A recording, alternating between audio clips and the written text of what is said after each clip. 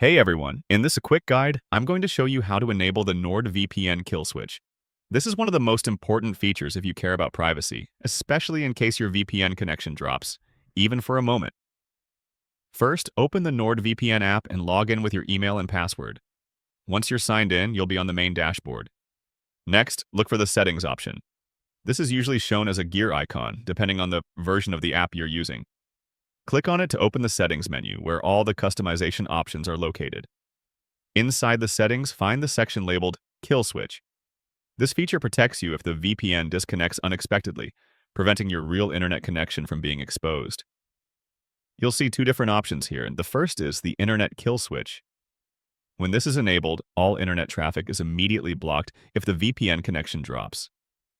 It's very strict, but it offers the highest level of protection. The second option is the App Kill Switch. Instead of cutting off your entire internet connection, this option automatically closes selected apps, such as your browser or torrent client, if the VPN disconnects.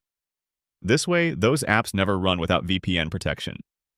If you choose the App Kill Switch, you can select which apps you want NordVPN to close by clicking the list underneath it.